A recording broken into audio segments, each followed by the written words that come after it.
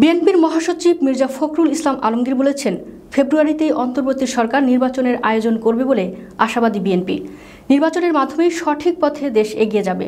সোমবার সকালে হযরত শাহজালাল রহমতুল্লাহ আলাইহির মাজার জিয়ারত শেষে সাংবাদিকদের এসব কথা বলেন তিনি।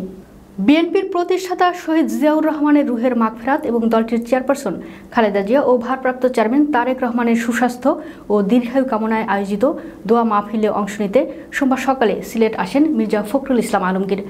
সিলেট এসে তিনি প্রথমে হযরত শাহজালাল রহমাতুল্লাহ ও পরে হযরত শাহপরান রহমতুল্লাহর মাজার জিয়ারত করেন।